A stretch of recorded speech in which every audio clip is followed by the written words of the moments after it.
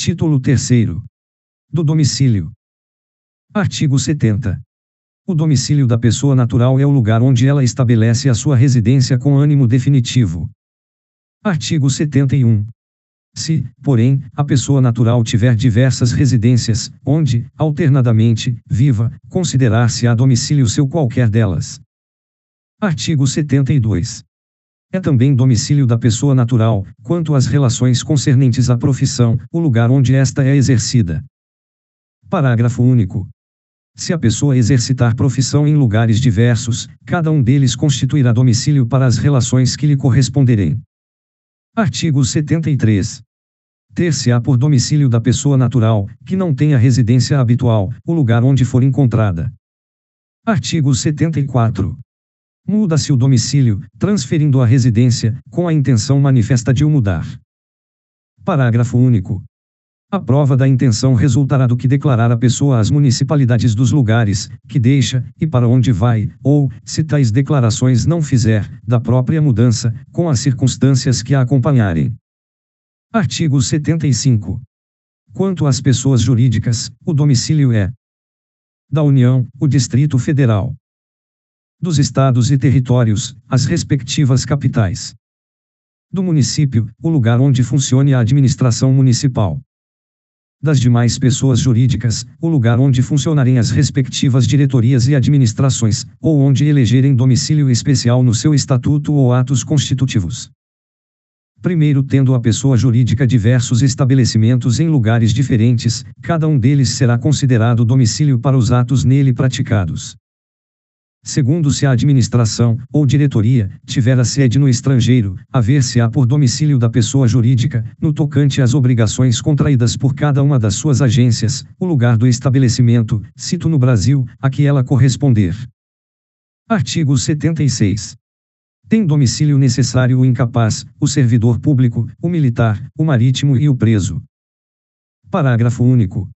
O domicílio do incapaz é o do seu representante ou assistente, o do servidor público, o lugar em que exercer permanentemente suas funções, o do militar, onde servir, e, sendo da Marinha ou da Aeronáutica, a sede do comando a que se encontrar imediatamente subordinado, o do marítimo, onde o navio estiver matriculado, e o do preso, o lugar em que cumprir a sentença.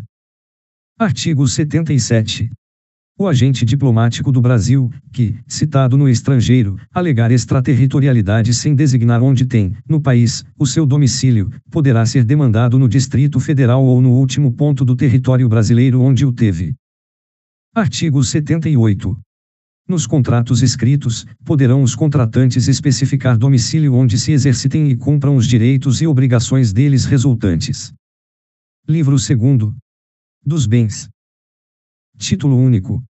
Das diferentes classes de bens. Capítulo I. Dos bens considerados em si mesmos. Seção I. Dos bens imóveis. Artigo 79. São bens imóveis o solo e tudo quanto se lhe incorporar natural ou artificialmente. Artigo 80. Consideram-se imóveis para os efeitos legais os direitos reais sobre imóveis e as ações que os asseguram. O direito à sucessão aberta. Artigo 81. Não perdem o caráter de imóveis as edificações que, separadas do solo, mas conservando a sua unidade, forem removidas para outro local. Os materiais provisoriamente separados de um prédio, para nele se reempregarem. Seção 2ª. Dos bens móveis. Artigo 82. São móveis os bens suscetíveis de movimento próprio, ou de remoção por força alheia, sem alteração da substância ou da destinação econômico-social. Artigo 83. Consideram-se móveis para os efeitos legais as energias que tenham valor econômico, os direitos reais sobre objetos móveis e as ações correspondentes, os direitos pessoais de caráter patrimonial e respectivas ações. Artigo 84. Os materiais destinados a alguma construção, enquanto não forem empregados, conservam sua qualidade de móveis, readquirem essa qualidade os provenientes da demolição de algum prédio. Seção 3ª.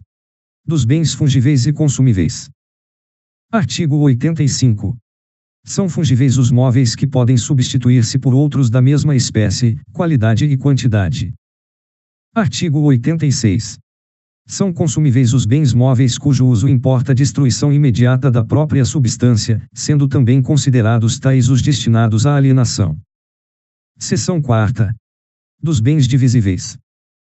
Artigo 87. Bens divisíveis são os que se podem fracionar sem alteração na sua substância, diminuição considerável de valor, ou prejuízo do uso a que se destinam. Artigo 88.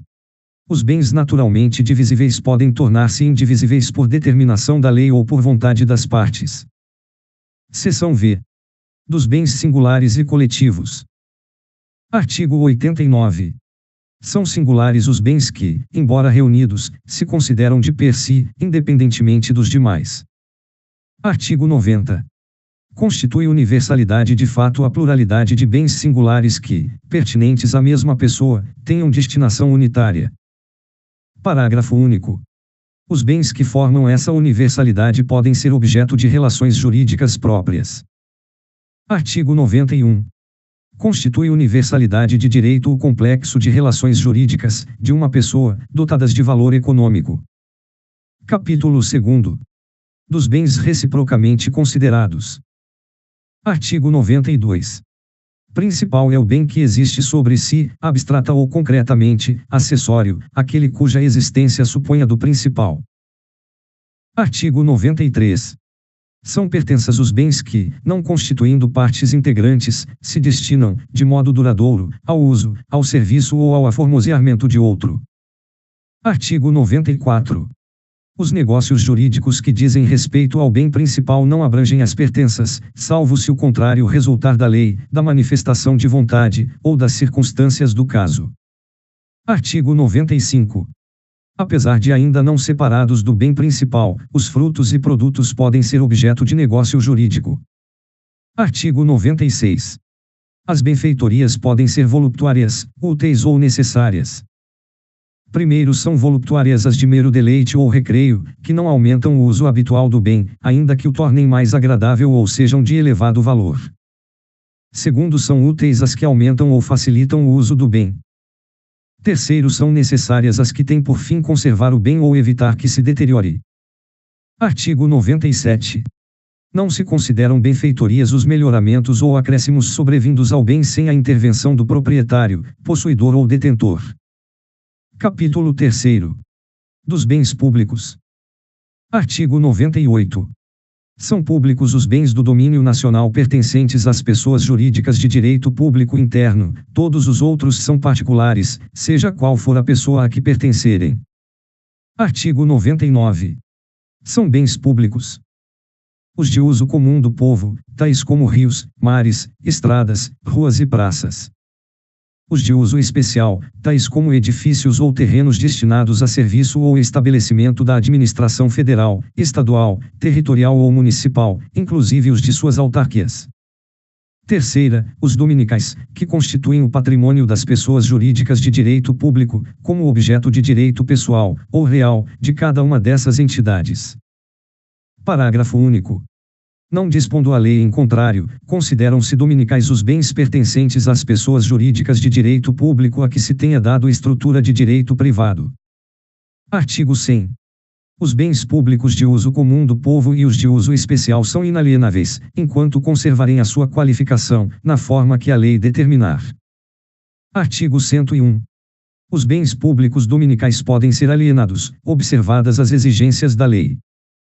Artigo 102. Os bens públicos não estão sujeitos a uso capião.